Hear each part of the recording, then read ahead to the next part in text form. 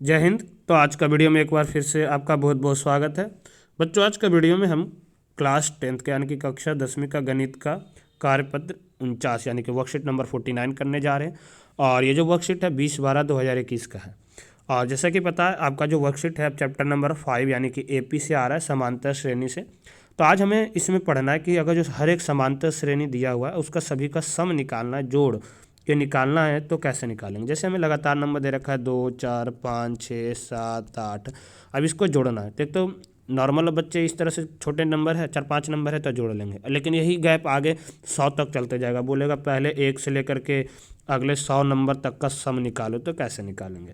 तो यही चीज़ हम AP में पढ़ते हैं। उसके लिए हमारे पास फॉर्मूला होता है, हमारे पास सूत्र है। तो उसी सूत्र के भी पे हम क्वेश्चंस करेंगे। तो हमारे पास जो फॉर्मूला है बच्चों, ये दो फॉर्मूला है SN निकालने का। जो सम सभी जो AP का समांतर श्रेणी का योग जो निकालना होता है उसके पास दो फॉर्मूला। पहला फॉर्मूला है बच्चों n/2 ब्रैकेट में 2a प्लस n-1 इंटू में d। ठीक है, पहला फॉर्मूला ये है और दूसरा सूत्र ये है। अगर जो यहाँ पे आपको पता होगा n क्या होता है, नंबर ऑफ टर्म, कितने पद दिया हुआ उसका मतलब कितने संख्या का सम निकालना है वो। a होता है पहला टर्म मतलब पहला पद हो गया, n होता है वही नंबर ऑफ टर्म बता दिए, d होता है उसका बीच का सार्वय अंतर मतलब दोनों के बीच का गैप कितने कितने का अंतर है। जैसे 2 3 4 5 ले रहे हैं तो इसका d कितना है, 1 का अंतर है। और जो कभी कभी पहला टर्म और लास्ट टर्म मतलब हम बोले कि आगे 10 टर्म निकालो, 10 टर्म में क्या है वो भी दिया हुआ, तो ये फॉर्मूला यूज करेंगे n/2 ब्रैकेट में a प्लस an। और an को हम कभी कभी l भी लिख देते हैं, फर्स्ट टर्म और मतलब लास्ट टर्म। ठीक है बच्चों, तो इस तरह से आपका दो फार्मूला जो है यूज करना है। बाकी देखो अगर जो डाउट है आपको चैप्टर समझना है तो उसके लिए हम NCERT भी हम लगातार जो है जब तक हमें टाइम मिल रहा है हम करवा रहे हैं। और ज़्यादा स्टूडेंट्स का कमेंट आएगा तो हम और जल्दी कोशिश करेंगे कराने के लिए। तो आप लोग हमें कमेंट करके ज़रूर बताना कि आपको चैप्टर भी अच्छे से पढ़ना है, या अदरवाइज हम ऑफलाइन क्लासेस में जो हमारे साथ बच्चे जुड़े हुए उनको तो हम पूरे करा ही रहे। अभी वहाँ पे 4 चैप्टर चल ही रहा है। तो अब हम बात करते हैं पहला क्वेश्चन का। हमें 4 क्वेश्चन दिया हुआ है जो हमें स्वयं करना है। ठीक है, और ये काफ़ी इंपॉर्टेंट क्वेश्चन है एग्जामिनेशन पॉइंट ऑफ व्यू से। पहला प्रथम ये बोला प्रथम 1000 घनात्मक पूर्णांक का योग ज्ञात कीजिए। योग मतलब जोड़, मतलब ऐसे 1 2 3 से लेकर के इस तरह तक 1000 नंबर, 1000 तक नंबर लिखा हुआ है। और ये सभी का योग मतलब जोड़ के क्या आएगा आप इसको निकालना है। तो अब बताओ इस सबको जोड़ने जाओगे आप नहीं, उसके लिए हम फॉर्मूला पढ़ेंगे। हमारे पास सूत्र है, यही तो मैथ है कि कोई चीज़ को हमारे जीवन को थोड़ा लाइफ इजी बना देता है। अब इसी के लिए हम क्या करेंगे, इसका फॉर्मूला का यूज करेंगे और उसके आधार पे हम क्या करेंगे, इसकी वैल्यू निकाल लेंगे। तो चलिए अब करते हैं। इसके लिए हम देखो आपको नीचे हम बताए थे सबसे पहले n, देखो यहाँ पे था 1 2 से लेकर के 1000। तो कुल संख्या कितना है बच्चों, 1 से लेकर 1000 तक, तो 1000 मतलब n की वैल्यू 1000 हो गया। ये हम बताए थे पहला टर्म, पहला पद क्या है, तो पहला पद क्या है बच्चों 1, तो a की वैल्यू हो गया 1। an मतलब होता है कि हम बताए थे सबसे लास्ट टर्म जितने भी है, तो लास्ट टर्म कितना आ रहा है 1000 है, तो an का वैल्यू 1000। इसमें हम दूसरा वाला फॉर्मूला यूज कर रहे हैं। दो फॉर्मूला हम बताए थे ना SN का पढ़ने के लिए। ऐसा मतलब जो सभी समांतर श्रेणी का योग होगा उसका। तो SN क्या था, n/2 ब्रैकेट में a प्लस n। तब यहाँ पे हम रख देते हैं n के जगह पे क्या है हमारे पास 1000, तो बट्टे में 2, फिर a कितना है 1, तो 1 प्लस 1000, 2 से 1000 कट गया तो 500, और ये दोनों को जोड़ देंगे तो कितना आएगा 1001। यानी कि ये स्टूडेंट्स यहाँ से 500 को 1001 से गुना करेंगे तो आ जाएगा हमारे पास 5,05,000। ये आंसर हमारा आ जाएगा। ओके बच्चों, तो उम्मीद करते हैं आपको जो फर्स्ट क्वेश्चन है बिल्कुल अच्छे से समझ में आएगा। कमेंट करके रिप्लाई जरूर बताना आप लोग कितना चीज़ों को समझ पा रहे हैं या नहीं पा रहे। अगले हम बात करते हैं क्वेश्चन नंबर 2 प्रश्न 2 का। तो 8 के प्रथम 15 गुणज का योग ज्ञात कीजिए। क्या बोला, 8 का प्रथम 15 गुणज मतलब 8 का गुणज मतलब बोले तो 8 16, 8 का टेबल लिखते जाओ 24, इस तरह से 15 तक। 15 तक 8 दहे के 80 होता है। इसी तरह से 15 तक आपको लिखना है कि क्या होगा। तो अब देखो बहुत ही आसान है, चीज़ों को समझा रखे अच्छे से कर। अब पहले समझो 8 10 15 पे क्या आएगा बताओ, 10 पे 80 आएगा, तो 15 पे 8 को 15 से हम गुना कर दिए तो कितना आएगा 120। मतलब इसका an लास्ट टर्म 120 है, पहला टर्म कितना है 8, तो a की वैल्यू है an मतलब लास्ट टर्म दे रखा है 120। n कितना है, टोटल कितने नंबर होंगे ये 120 कब पे आएगा 15 पे ऐसे आएगा ना, 8 16 24 32 40 इस तरह से पूरा 120। तो कितने संख्या टोटल होगा 15 होगा। तो इनका वैल्यू कितना हो गया बच्चों 15 हो गया। उम्मीद करते हैं कि यहाँ तक आपको समझ में आ गया होगा। अब हम फार्मूला यूज करेंगे। तो फार्मूला हमारे पास क्या था, हमारे पास फार्मूला था SN का n/2 ब्रैकेट में a प्लस l। ठीक है, first term plus last term. n हमारे पास 15, तो 15/2 ब्रैकेट में 8 प्लस 120, ठीक है। तो 8 और 120 को जोड़ेंगे तो कितना आएगा बच्चों 128, तो यहाँ पे हम वही लिख दिए 128। 2 से 128 से काटेंगे तो कितना आएगा 64 यानी कि 64, और 15 को 64 से मल्टीप्लाई करेंगे 15 गुने 64 कर देंगे तो आंसर आ जाएगा हमारे पास 960, मतलब इसका आंसर जो है वो कितना आ गया 960 आ गया। ओके, उम्मीद करते हैं कि ये भी आपको जो क्वेश्चन नंबर 2 था वो भी अच्छे से समझ में आया होगा। अब हम लोग बात करते हैं क्वेश्चन नंबर 3 का।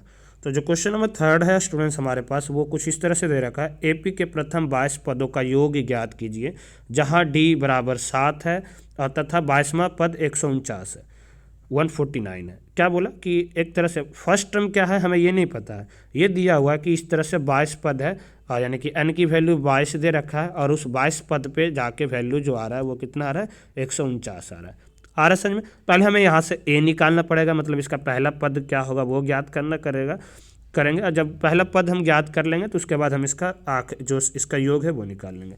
d 7 है, n की वैल्यू क्या है 22, और उसमें से जो, और थोड़ा हम इसको छोटा करके इस तरह से दिखाते हैं, और उसमें से जो 22वां पद है बच्चों वो कितना दे रखा है 149।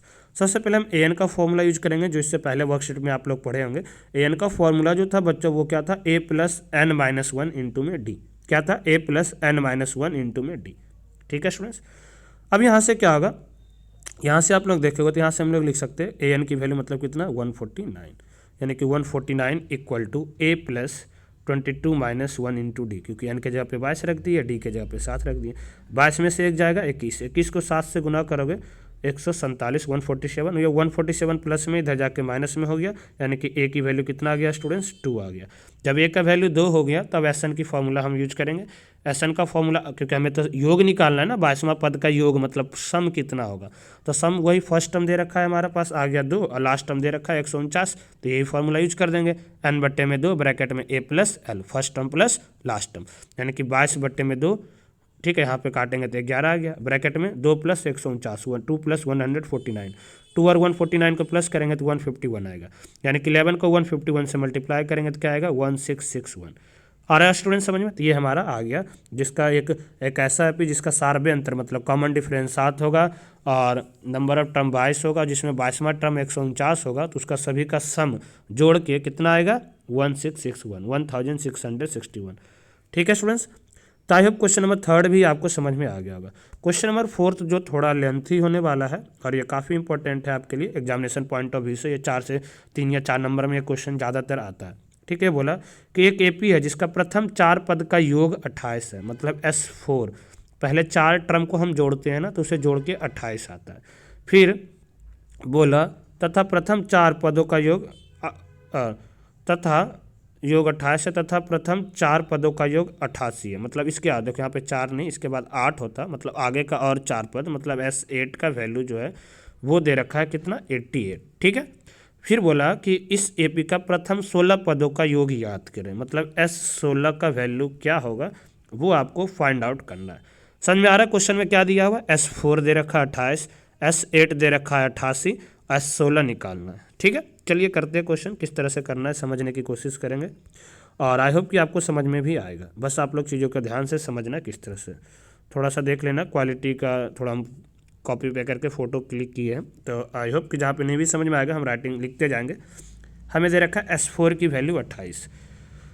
अब यहाँ पे देखो क्या करना पड़ेगा, सबसे पहले हम इसे एक समीकरण में कन्वर्ट करेंगे। तो एस एन का फॉर्मूला जो होता है बच्चों वो क्या होता है, n बटे में 2 ब्रैकेट में 2a plus n minus 1 into में d, जो वैल्यू दिया हुआ है हमें निकाल लेते हैं। एस एन मतलब 28 दिया हुआ है, n मतलब किसका टर्म, n मतलब नंबर जो पद होता का संख्या, तो कितने पद का 28 है जोड़ के 4, मतलब n के जगह पे 4 रखेंगे, 4 बटे में 2, यहाँ पे क्या है 4 बटे में 2 ब्रैकेट में 2a प्लस 4 माइनस 1 इंटू में डी, क्योंकि n की वैल्यू कितना है 4, तो 4 माइनस 1 बट्टे में ब्रैकेट में डी।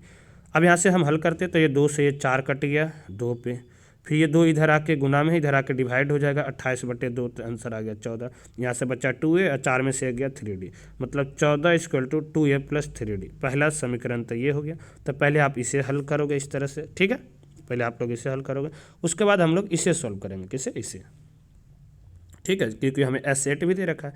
S8 की वैल्यू दे रखा है कितना बच्चों 88, तब क्वेश्चन में क्या था, वही फिर से फॉर्मूला यही यूज करेंगे। एस एन मतलब कितना, एस एन मतलब योग, तो ये होगा 88 है, तो एस एट की जगह पे 88 रखेंगे। एन बटे में 2 मतलब एन की वैल्यू कितना है इस बार 8, तो 8 बटे में 2 ब्रैकेट में 2a प्लस 8 माइनस 1 इंटू में डी, क्योंकि n माइनस 1 एन की वैल्यू कितना है 8, तो 8 माइनस 1 ब्रैकेट में डी।